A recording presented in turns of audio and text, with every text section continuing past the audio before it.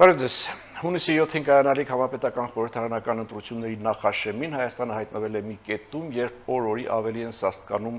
Ռուսաստանի տնտեսական սահմանափակումները։ Ակնհայտ է, որ սրանք ոչ թե տնտեսական քայլեր են, այլ բաց, կոշտ, ուղիղ ազդակներ Հայաստանի Հանրապետության քաղաքացիներին եւ Հայաստանի Հանրապետության ընտրողներին։ Եվ Հայաստանում հազիվ թե գտնվեն մարդիկ, ովքեր լուրջ կընկալեն, լուրջ կընդունեն Ռուսաստանի ֆիտոսանիտարական պատճառներն ու պատրվակները,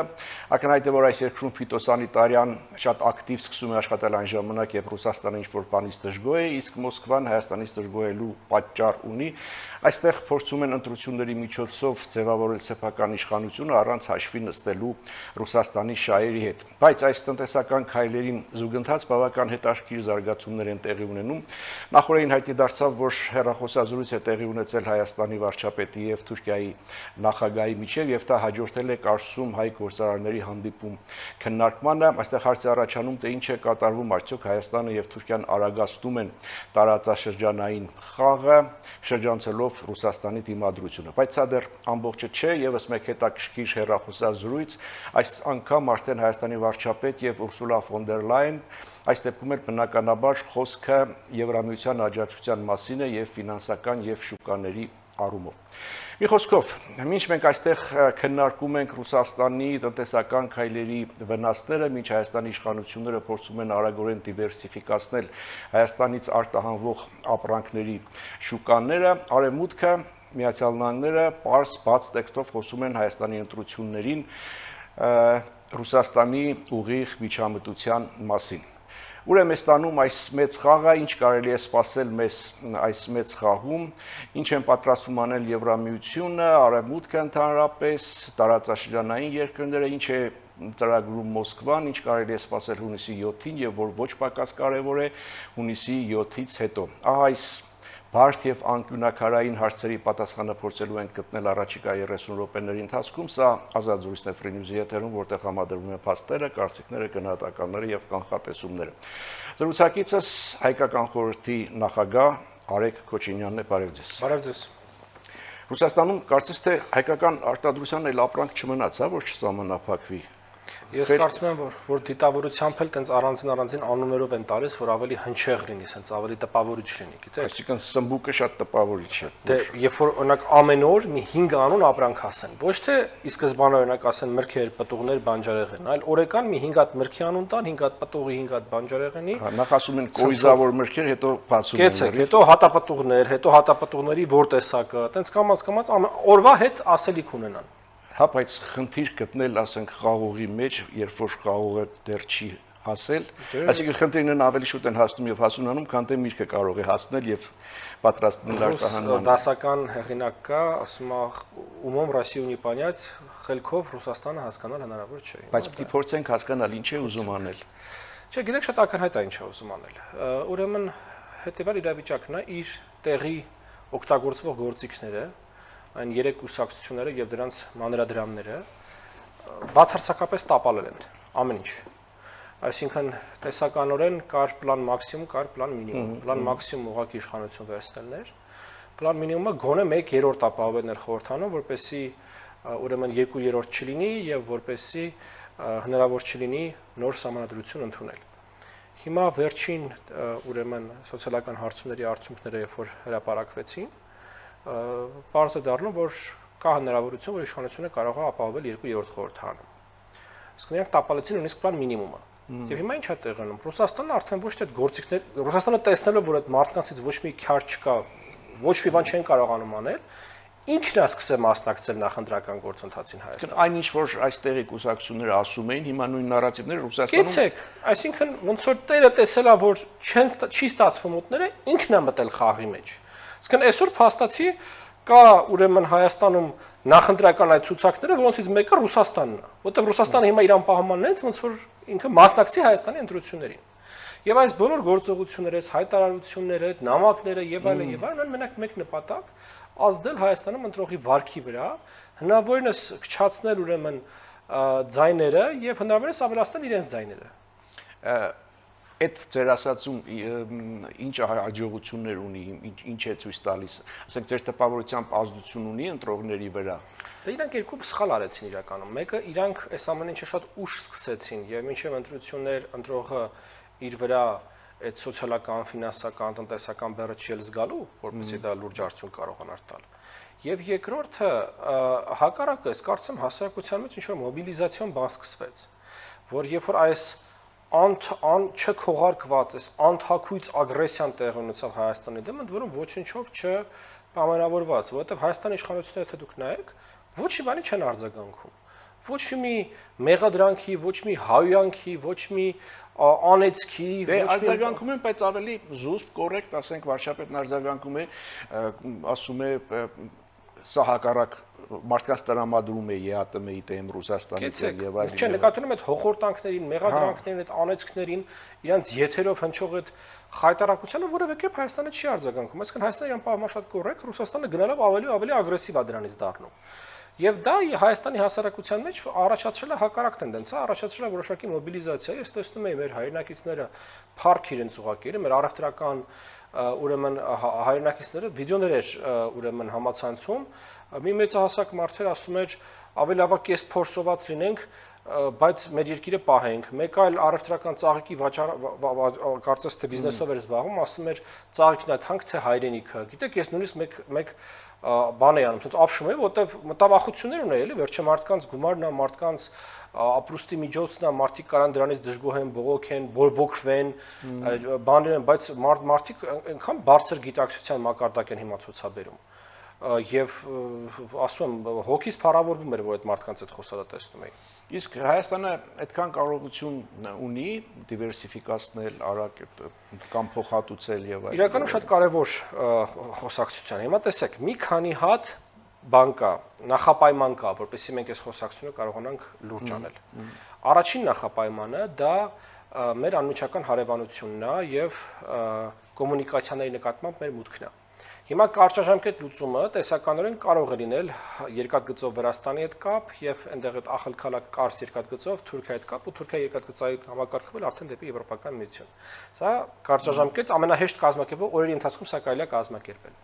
Ավելի երկարաժամկետ հարցը դա հայ-թուրքական սահմանի բացումն է, երկաթգծային կապի վերականգնումն է,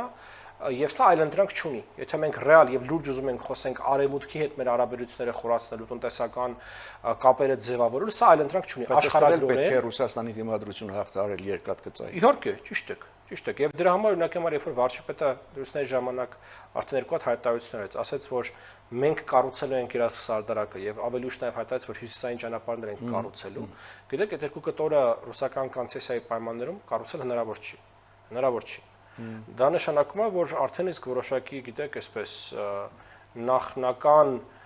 հայտարարություն սա կարող համարենք, որ ընտրությունից հետո մենք անդրադառնալու ենք այդ կոնցեսիայի հարցին։ Բայց շարունակենք էլի այս տրամաբանությունը։ Տեսեք, այսինքն առաջի քայլը մեր որ պետք է լուծենք, դա կապակցվածությունն է Թուրքիայի միջոցով Եվրոպայի հետ։ Սա մեկ։ Երկրորդ հարցը, որ մենք ունենք լուծելու, դա ստանդարտներին համապատասխանեցնելը մեր ապրանքները։ Տեսեք, այս պայմանությամբ ես ամենայն հավանականությամբ կանխատեսում եմ, որ կլինի ժամանակավոր ուրեմն կանաչ լույս հայկական ապրանքների համար դեպի եվրոպական շուկա։ Վրաստանի, Մոլդովայի օրինակով։ Այո։ Իրանք ունեն կոնկրետ գործիքներ, որ կոնկրետ ժամանակով, կոնկրետ ապրանքների համար, ոնց որ ասած, իրանք շուկան բացում են, նույնիսկ կարող են մաքսատուրքերից ազատել, այդ գործիքները կան։ Բայց մենք ձեր հետ պետք է ֆիքսենք, որ դրանք ժամանակավոր գործիքներ են։ Մենք չենք կարող թուլանանք, ոնց որ ասած, ոտը ոտին գցենք եւ ասենք դե հա, քանի գնում է, հայել կգնա, էլի, տենց չի լինելու։ Դա պետք է շատ հստակ ֆիքսենք եւ հստակ մենք մեր երկրի ներսում ունենք անելու տնային աշխատանք։ Մենք նախ պետք է մեր ուրեմն արտադրողները, մեր գյուղատնտեսները պետք է շատ լավ հասկանան, թե ինչ է նշանակում եվրոպական ստանդարտ, որտեղ դա հազարամյա բան է, էլի, դա թունաքիմիկատն է, դա պարարտանյութն է եւ այլն եւ այլն եւ այլն, եւ պետք է սկսի իր արտադրության մեջ այդ ստանդարտները ապահովել։ Սա երրորդ ոնց որ ասած քայլն է, որ էլի շատ կարեւոր է։ Հիմա եթե մենք այս առաջին, երկրորդ եւ երրորդ քայլերը իրար հաջորդաբար եւ լրջորեն անում ենք, ապա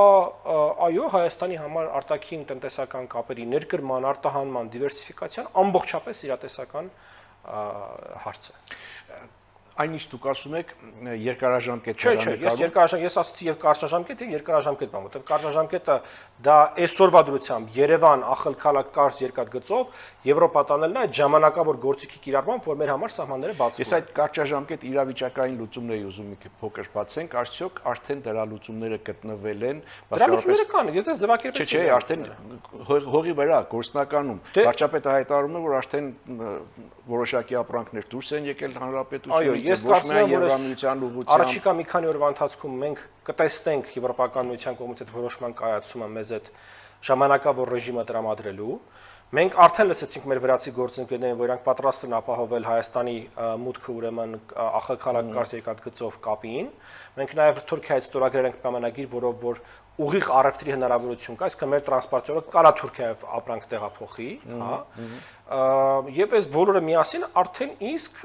որոշակի առումով մեզ տվել են բարձիկ կարճաժամկետ խնդիրներ լուծելու։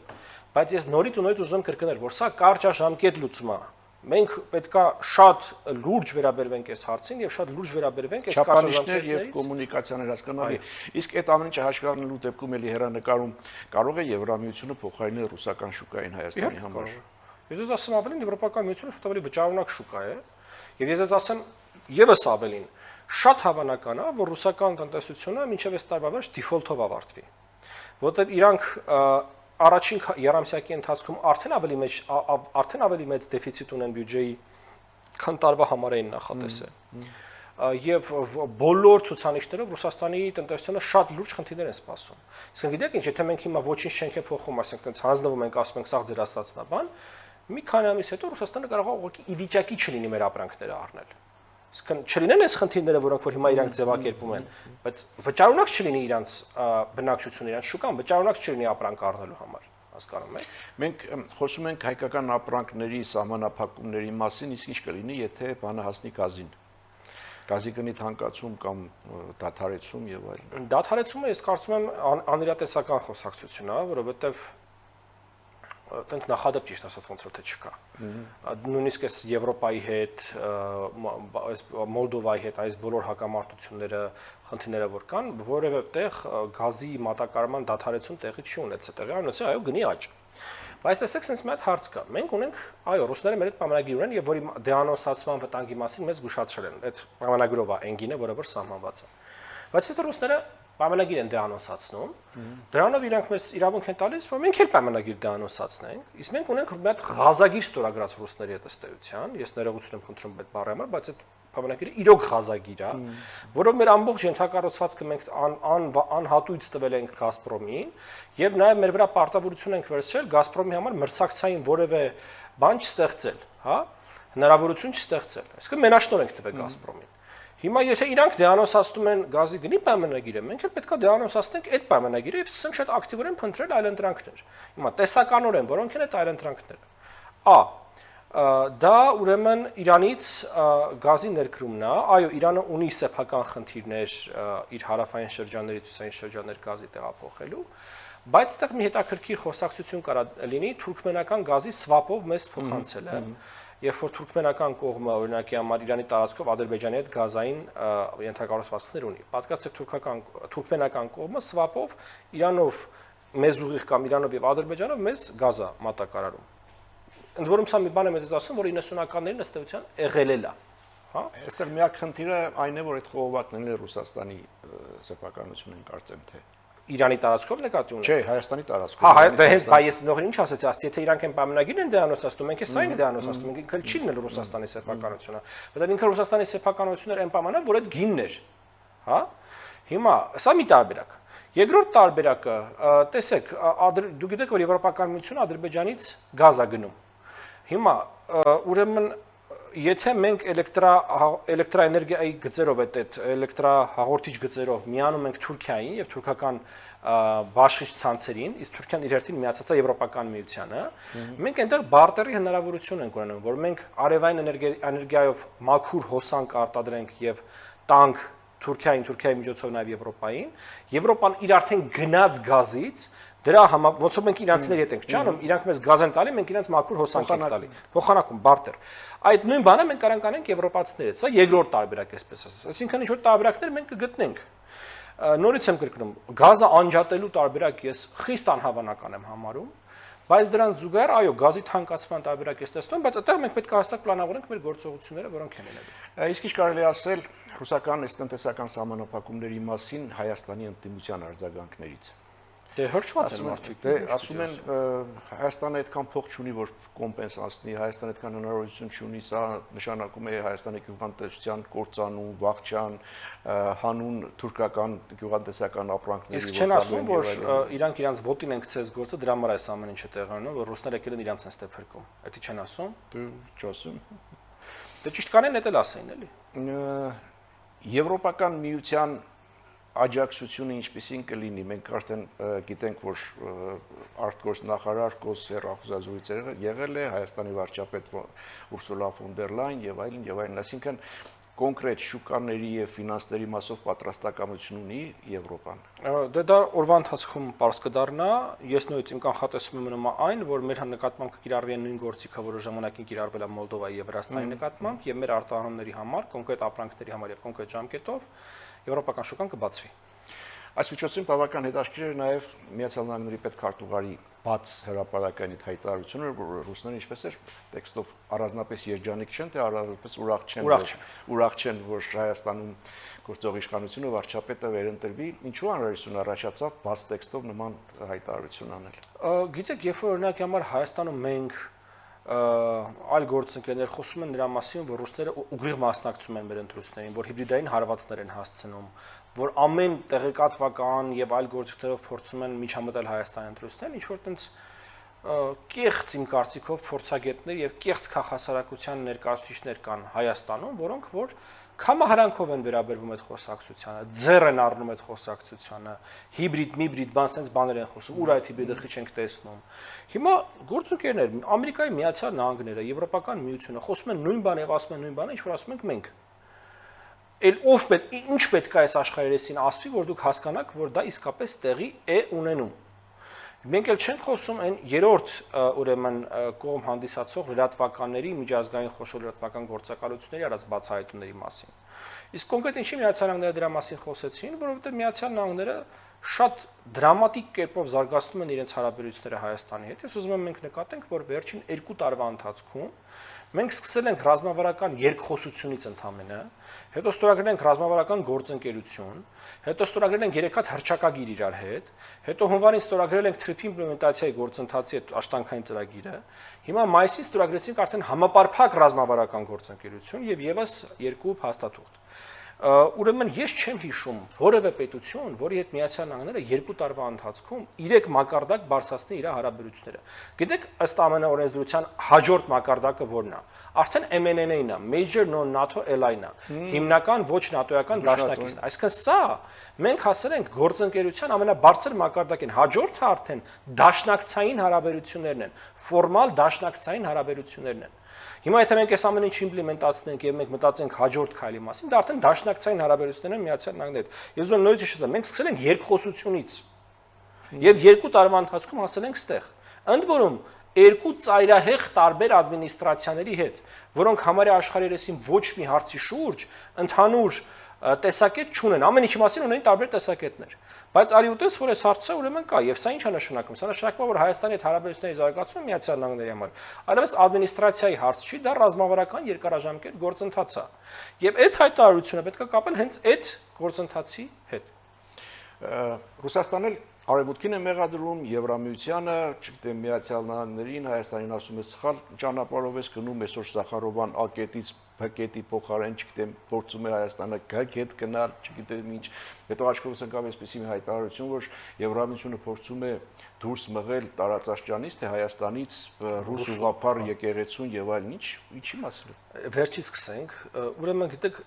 ռուսները ունեն sense մի հատ արդեն երևի պատրաստի մի հատ մետադիչկա ունեն, որ երկրում ինչ տեղի անում, իրանք այդ ստանդարտ դրանց մեղադրանքները հղում են այդտեղ, հա, եւ դրանցից մեկը իրանց եկեղեցու ռուսական ուղղափառ եկեղեցու նկատմամբ բռնաճնշումներն են, իրանք դա անում են Ուկրաինայում, Մոլդովայում, Բալթյան երկրներում, որտեղ ռուս ուղղափառ եկեղեցին կա, եղել է պատմականորեն, բայց Հայաստանում ռուս ուղղափառ եկեղեցին չկա եւ չի եղել երբևիցե։ Ավելին ձեզ ասեմ, այդ տիեզերական եկեղեցու տրամաբանության մեջ որ նայում ես, ռուս ուղղափառ եկեղեցին երեկվա ստեղծված մի հատ խաղալիք է համատած մեր եկեղեցու հետ։ Դրա համար հիմա խոսալ Հայաստանում, ինչ դուք երբևիցե Հայաստանում ինչ որ ռուս ուղղափառ եկեղեցու հետևորդներ տեսել եք, որ մի հատ էլ հիմա իրանց նկատմամբ բռնաճնշումներ տեղի ունենան։ Դե հետևորդներ ռուս քաղաքացիները, ռուս քաղաքացիները կարեք պարտիկ իրանց եկեղեցին գնում են իրանց ով ասա ձեր աշկի վերև ունք կա։ Բայց ասել որ տենց սա տենց մի հատ տարածք էր, որտեղ ռուս ուղղափառ եկեղեցին ազդեցություն ուներ, ներկայություն ուներ, մարդ գնացեք կպեք ձեր գործերին մենք մեր եկեղեցին ունենք, նույնիսկ եմ կրկնում, որ այդ համատած ձեր եկեղեցին երեկվա երեխեն է։ Եվ ընդհանուր առմամբ, երբ որ խոսքը գնում է Ռուսաստանի հայտարարությունների մասին, թե արևմուտքը էս արեց, արևմուտքը այն արեց, ես այսպեսի բան ասեմ, Հայաստանում ոչ մեկ Ռուսաստանի շահերին այնքան չի վնասել, ինչքան ինքը Ռուսաստանը եւ իր մանկուրները։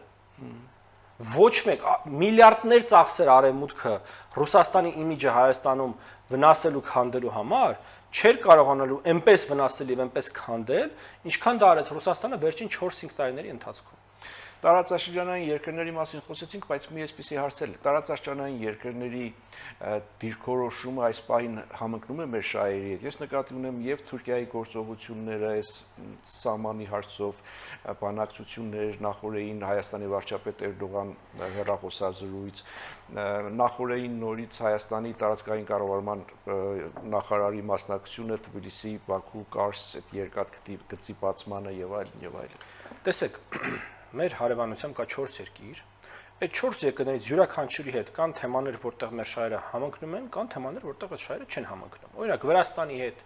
եւ Իրանի հետ մեր շահերը լրիվ համընկնում են հյուսիս-հարավ պարագծով, օրինակ կոմունիկացիաների ապաշրջափակման, բացման, զարգացման, տրամաբանության մեջ, հա, Պարսից ծոցից Սև ծով կոպիտ ասած։ Բայց իրանց հետ մեր հարաբերություն, մեր հատակությունները բացարձակապես չեն համընկնում արևելք-արևմուտք պարագծի մեջ, որովհետեւ Վրաստանը ուզում է որ ճանապարհ անցնի իր տարածքով, իսկ դրա այլ ընտրանքը Հայաստանն է, Իրանը ուզում է որ ճանապարհ անցնի իր տարածքով, իսկ դրա այլ ընտրանքը նորից Հայաստանն է։ Հասկանում եք, այսինքն մենք ձեր ընդհանրապես պետքա ֆիքսենք, որ չէ բարեկամ, եղբայր, դրա դարը անցել է ժողովուրդ ջան, կան շահեր, որտեղ քո շահերը համընկնում աշխատում ես, որտեղ չի համընկնում չես աշխատում։ Հիմա այս նույն խոսակցությունը պետք է վերաբերի նաև Թուրքիային ու Ադրբեջանին։ Կան հարցեր, որտեղ մեր շահերը համընկնում են։ Օրինակի համար, այդ արևելք-արևմուտք պարագծի մեջ, այս բոլոր պետությունների մեջ Հայաստանի եւ Թուրքիայի շահերը իրար ամենամոտն են։ Ինչու՞։ Որովհետեւ եթե ճանապարհները անցնում են Վրաստանով, շատ մեծ է հավանականությունը, որ այդ ճանապարհները միանգամից կգնան վրացական նավահանգիստներ եւ այլևս չեն մտնի Թուրքիա։ Հա, իսկ եթե ճանապարհները անցնում են Հայաստանով, չկա տարբերակ, որ իրանք Թուրքիա չեն մտնում։ Ավելին ձեզ ասեմ, հնարավոր ամենակարճ ցամաքային ճանապարհը Եվրոպական միությունից դեպի արևելք, դեպի կենտրոնական Ասիա, Չինաստան, անցնում է Թուրքիա։ Հայաստանի հյուսիս, այդ Կարս, Գյումրի, Վանաձոր, Իջևան, Ղազախ, այսինքն Ադրբեջան, դեպի Կասպից ծով ճանապարհն ամենակարճ հնարավոր ճանապարհն է։ Իսկն այս առումով եկեք ֆիքսենք, որ արևելք-արևմուտք պարագծի մեջ մեր եւ Թուրքիայի շահերն են իրար ամենամոտ։ Ադրբեջանը ուրիշ շահեր ունի, Ադրբեջանը ուզում է որպեսի առաջինը հարավային ճանապարհը զարգանա, որպեսի ինքը իր անկլավը կարողանա ներգրավել այս բոլոր կոմունիկացիաների ապաշրջափակման մեջ եւ այլն։ Այդտեղ էլ մենք ունենք մեր շահերը, որտեղ այդ թրիփը մեր տարածքով անցնում, եւ մենք այդտեղից է պետքա գումար աշխատենք։ Ուզում ասեմ կոնկրետ թեմաներ կա, A, B, G, D, E, Z, հա, որոնցից օրինակ Վրաստանի հետ քո շահերը համընկնում են B-ում եւ E-ում, Թուրքիայի հետ քո շահերը համընկնում են A-ում, եւ որտեղ որ դու որ պետության հետ ունես շահերի համընկնում, պետք է աշխատես այդ պետության հետ, ժողովուրդ ջան, մենք համայնք չենք, հասկանում եք, Լոս Անջելեսում ապրող, Մոսկվայում ապրող, Փարիզում ապրող համայնք չենք, մենք պետություն ենք, որը ունի շատ կոնկրետ աշխարհագրություն, շատ կոնկրետ հարևանություն, եւ եթե մենք այստեղ ուզում ենք ունենանք հարատև, հարուստ, հաջողակ պետություն, մենք պետք է աշխատենք։ Կանք Հայաստանի ներքաղաքական դաշտ, այսինքն նախընտրական այս երուզեր, այժոտաժ, չգիտեմ ինչ դիտարկումներ ունեք կապված այս վերջին օրերին հատկապես շատ քննարկվող հարցերի հետ։ Դրանցից մեկը նախ Ռուսաստանից Հայաստանի Հանրապետության քաղաքացիներին հոսքը կազմակերպել ընտրություններին մասնակցելն է, սա մեկ, երկրորդը ընտրական հանցագործություններ, կաշառքներ, փողերի լրացումներ, ընդհանուր մինչև հիբրիդային գործիքներով իշխանապահություն իրականացնել, եւ երրորդը, որ շատ է շրջանառվում 300,000 ադրբեջանցիների թեման։ Այս երեք թեմաների մասով։ Վերջինից սկսենք այդ Սամվել Կարապետյանի անվան 300,000 ադրբեջանցիների թեման, ինձ թվում է ուղղակի արդեն ես չգիտեմ ինչ ձևի պետքա կրոնական մակարդակի հասնող ատելություն ունենա մարդ Հայաստանի իշխանությունների նկատմամբ, որ շարունակի հավատալ այդ թեմային։ Որտեղ ես չգիտեմ ել ոնց բացատրենք, ներկայացնենք, հասկացնենք, որ այդ թեման սուտ է, որ ադա երբևիցե բանակցային գործընթացում չի քննարկվել։ Բայց դա տեխնիկապես անհնար է։ Անհնար է կազմակերպել ինչ որ մարդկանց խմբի ներգաղթ Հայաստան, այն էլ Ադրբեջանից։ Անհնար է։ Դուք կենցաղային մակարդակի վրա բերենք այդ օրինակը ռևերսով։ Պատկերացրեք մի հայ մարդ, ով որ խելագար չի եւ ով որ կվերցնի իր կնոջը երեխաներին կգնա Ադրբեջանում ապրելու եւ կստանա Ադրբեջանի Հանրապետության քաղաքացու անձնագիր։ Կեցեք, այսինքն իր երեխեքը պետք է գնան ադրբեջանական դպրոց, իր տղեն պետք է դառնա 18 տարեկան գնա ադրբեջանական բանակ, այդ քաղաքում ոստիկանությունը պետք է լինի ադրբեջանական, դեմից ամեն ինչը հակառակ պատկացեք, այնտեղ են մարդիկ ապրում, որոնք որ չեն անելու տենց բան, հասկանում եք։ Ավելին ձեզ ասեմ, ուրեմն այդ գործիքը այդ գալու են, հեսա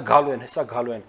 Ամբողջ արևելյան Եվրոպայով երբ որ նայեք, այդ պրոռուսական ուժերը օգտագործում են։ Ուղղակի տարբեր երկրներում տարբեր մարդկանց գալու մասին են բախացնում։ Այդ ստրաշիլկեն, այդ սարսափը, որ աֆրիկացիներն են գալու, սևամորթ արաբներ, թուրքեր գալու են, լցվեն, մեր երկիրը քանդեն, միասեռականներն են գալու, լցվեն, մեր երկիրը քանդեն։ Այսինքն ամեն երկրի համար իր մի հատ պայմանական խումբն է ընտրվում, թե այդ էկողը ով է, այ գալու են մեր երկիրը քանդեն։ Հիմա այդ բան նախանձերի համառությամբ անընդհատ այդ նույն թեման շահարկել, դե ինչո մեկը կհավատա, մոտապես հաշվարկը սա է։ Հիմա ինչ վերաբերվում է հիբրիդային գործիքներին եւ միջամտությանը, դա ինձ թվում է ակնհայտ է միայն ծույլ մարդը չի տեսնում, որ այո, Ռուսաստանը միջամտում է եւ այո, Ռուսաստանը բոլոր հնարավոր ձևերով փորձում է ազդել, ինչպես նշեցի, Հայաստանի ընտրողի ձայների վրա, post-ընտրական փուլում ինչ կլինի, ես կարծում կա երկու տարբերակ, եթե ռուսները տեսնեն, որ կա ինչ-որ մինչև post-ընտրական փուլը հասնել այդ Ռուսաստանում ապրող աշխատող Հայաստանի։ Հա, տեսեք ասեմ,